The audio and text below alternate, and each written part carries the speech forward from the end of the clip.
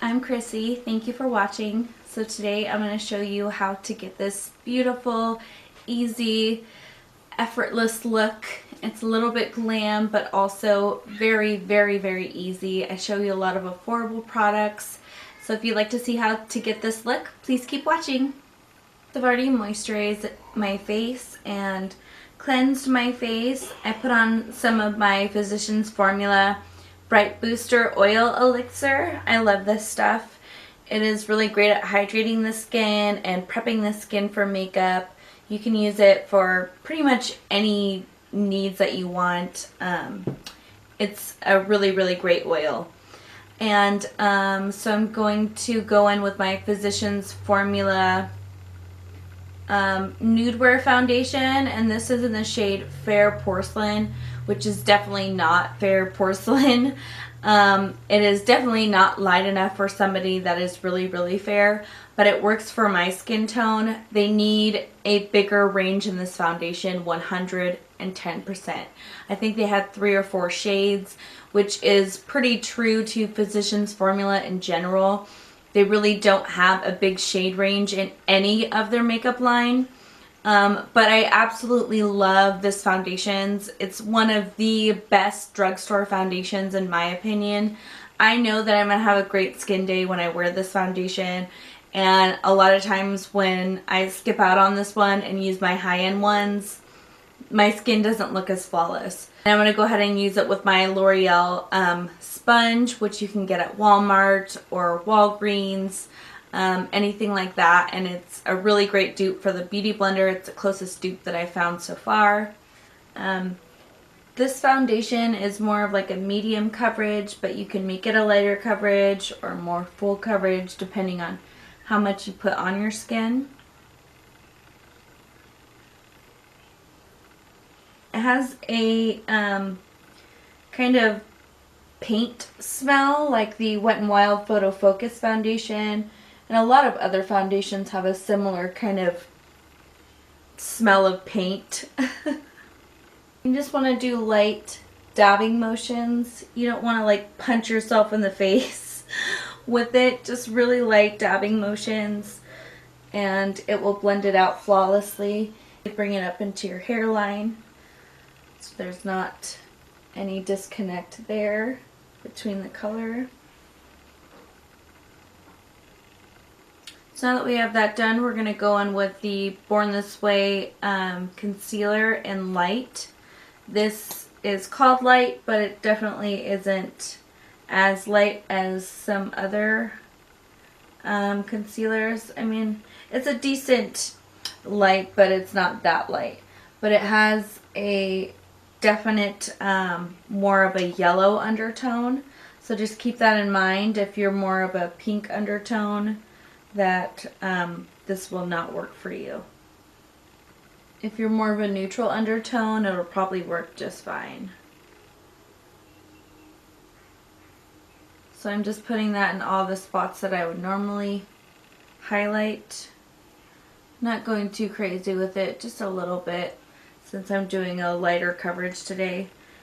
And then like all my other concealers, I'm going to go ahead and let this set for about 5 or 10 minutes, because I find that with pretty much every concealer, if I put it on and blend it out right away, I get little to no coverage, versus if I let it sit on my skin and kind of just dry down a little bit, I get a lot more coverage, and I don't end up having to go over with a second coat or a third coat of concealer, and you know, then it starts to get cakey. So I would really, really recommend, if you have trouble with covering your dark circles, or if you have to go in and layer on your concealer, to let your concealer dry down, then blend it out, and it will give you the maximum amount of coverage that you can get out of that concealer. I put a little bit of concealer on my eyelids, and I'm going to go ahead and blend that out now. It's very light tapping motions.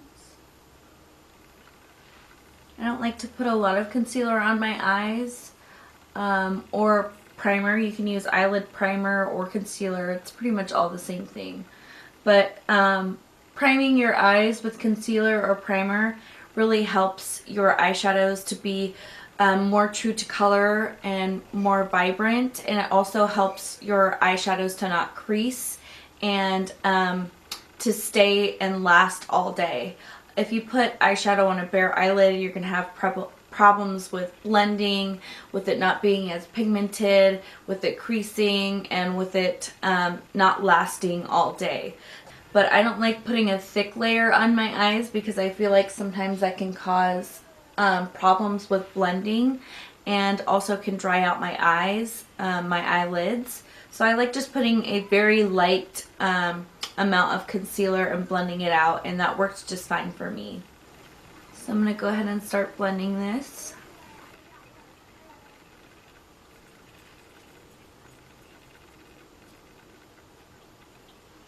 So I'm going to pinch the sponge, start at the inner corner, and then start blending right where I put down the concealer.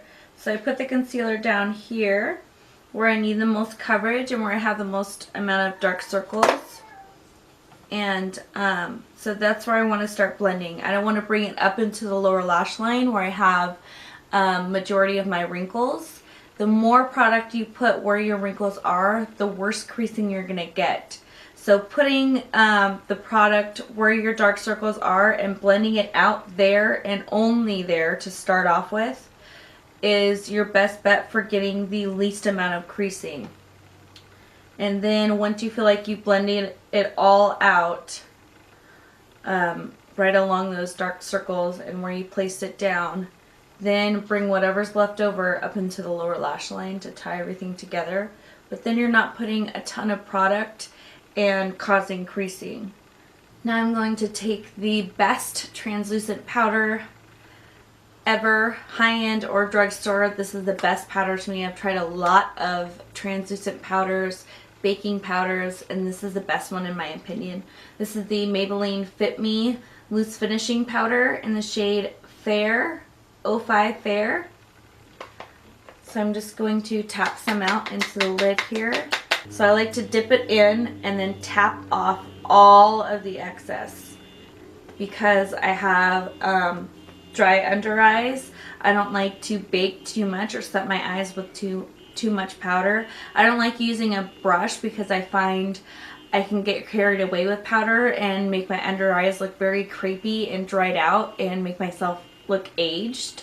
So I like to blend everything out one more time and make sure that there's no creasing, because if you don't blend it out before you set your under eyes, you're going to set any of the creasing that you have.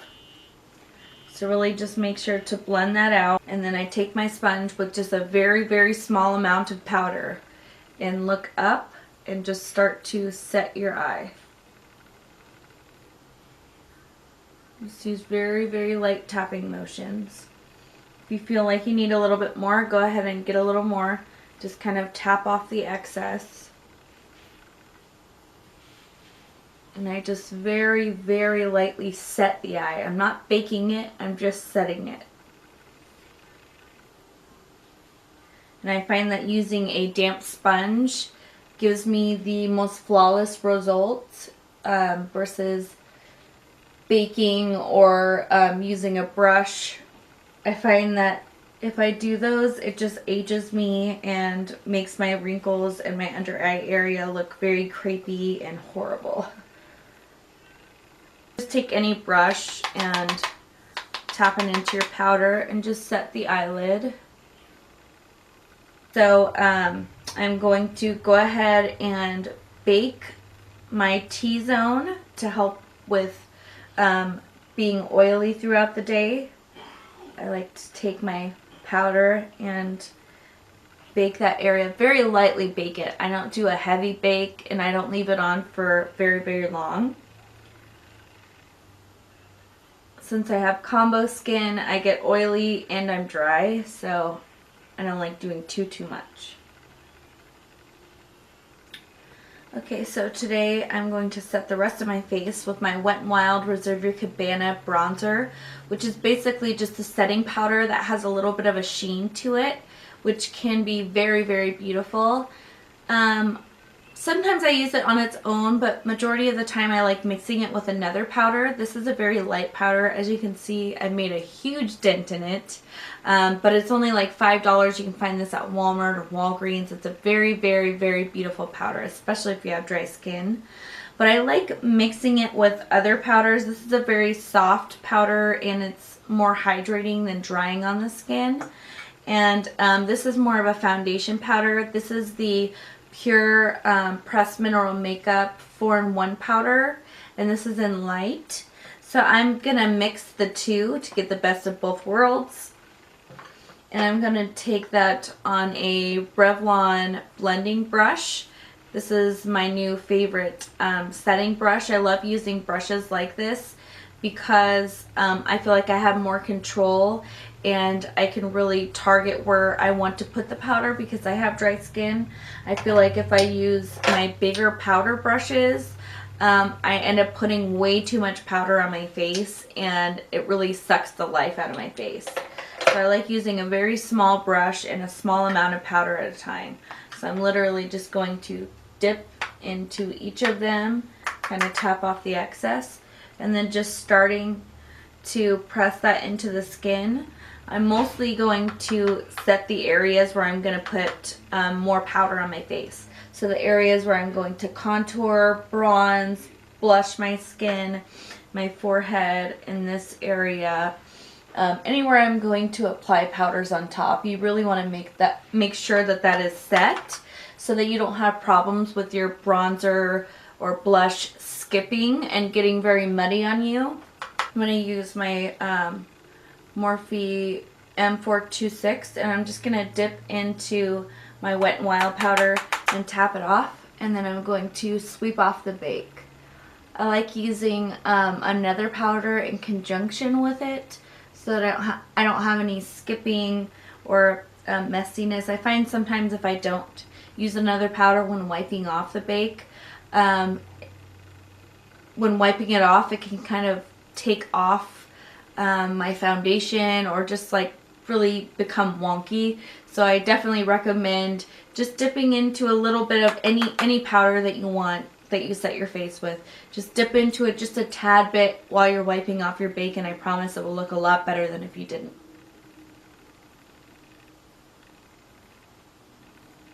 Mario Badescu facial spray with aloe, cucumber, and green tea. Absolutely love this. They have a smaller size that's $7 and the bigger size that's $12. You can use this for priming your face, setting your face, refreshing your makeup. You can use this as skincare. It's an amazing, amazing product for very cheap. And then I also really love the Pixie Glow Mist with argan oil. It has a bunch of oils in here. This is a really, really, really great product. It adds a little bit of dewiness to the skin, but it also sets your makeup beautifully. I like to use this more towards the beginning or end because I find if I spray this too many times on my face, I can get very, very, very glowy. And since I have combination skin, some places I don't like to get too shiny. So I'm going to go ahead and use my Mario Badescu one, but you could use any spray that you have, or you could even use water if you wanted to. Alright, taking my Physicians Formula Butter Bronzer. Pretty much everyone knows about this, but it is amazing, amazing drugstore bronzer. It is very affordable. It smells absolutely amazing. It's pigmented, it blends well, it is a great bronzer. So I'm going to take that on my little Japanese brush and just bronze up my skin and add a little bit of color back to it. I like starting kind of back by my ears and then swirling my brush, or even patting the color on depending on how much I set my skin with powder. If I didn't set my skin that much with powder, sometimes you can have skipping. When you're putting on bronzer, it can become to look muddy and patchy and skip on you. So if you don't set your skin with a lot of powder, just tap it on into the skin and then blend it. And that will really help you with getting the most flawless application. Then you can take that onto the temples and the forehead. If you find you went a little bit heavy on your bronzer, you can take just a clean brush and you can take your face powder, or you can leave it just as it is with no product on it and just go over the edges of everything, and that will kind of blend everything out and make it not so harsh. Using a face powder is a great trick with blush or bronzer if you went a little bit too hard or a little bit too heavy. I don't think I did, but I just wanted to let you know that. I'm going to take my Marc Jacobs Air Blush in Lines and Last Night. It's a very beautiful peachy blush. There's two tones. There's more of a yellow and then more of a darker peach. So you basically have the lighter color, the darker color, and then the two mix. So it's kind of like getting three colors, sort of, I guess you could say. So I'm going to take one of my favorite blush brushes, and this is the Morphe E4. I'm just going to tap into the middle where the colors are mixed and tap off the excess. And then you can smile and put it on the apples of your cheeks. I like to tap it into the skin. I find that it lasts longer if I tap it versus swiping it to start off with. So I like to tap it in. I'm going to also bring that onto the temples. And then a little bit on the nosy. Just like that. I'm going to take a clean brush and just go over that. Make sure it's really blended.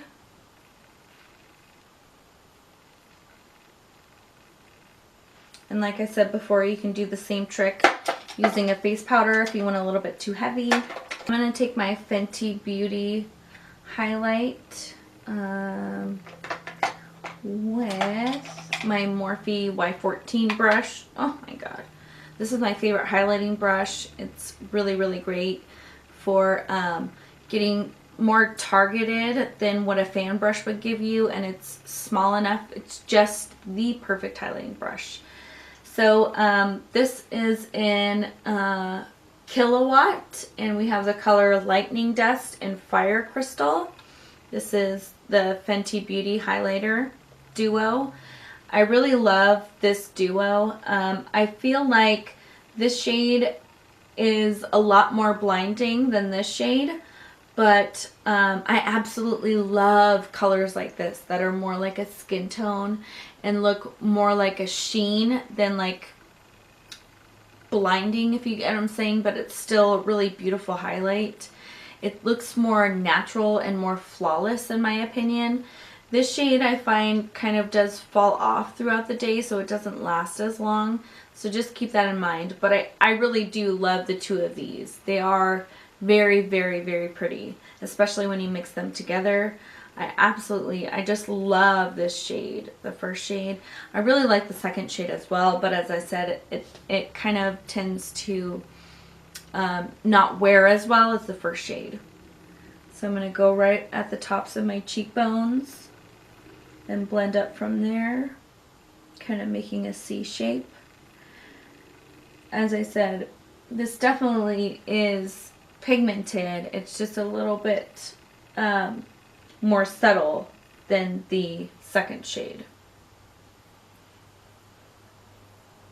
But I like its little highlight sometimes. And I always mix highlights. I always wear 2 to 3, maybe even 4 different colors of highlights. So I like that this comes with 2 options. And it's not that expensive considering there are a lot of brands that charge $40 for one highlight. You get 2 highlights for like $20, I think, which in my opinion is a steal for high-end makeup. So I'm putting that right on the nose, on the Cupid's bow. I like to kind of swirl it in and then go kind of straight like that. And then on the chin. And that's going to give us kind of a base for the second shade. The second shade I'm going to put right at the tops of my cheekbones. So right there. And I'm going to try not to blend it too much into the other color, so it can just be targeted right there. Now that we have all of our powders done, I'm going to go ahead and take my Pixie Glow Mist and spray that on my face to set everything down.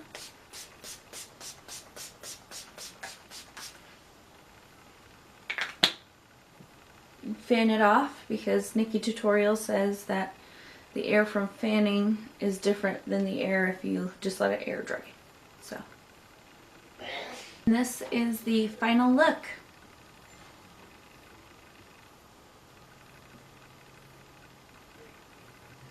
Thank you so much for watching. I had a lot of fun filming this video for you guys. If you liked it, please give me a thumbs up. Comment down below. Don't forget to subscribe, and I'll see you in my next video. Bye! I like a lot of bronzer, personally. I don't know why, but I just get crazy with the bronzer and the highlight. Girl! Can you give me a coffee, love? Yeah. You could have handed that to me, motherfucker! Well, I think I took it from him. Better fan it.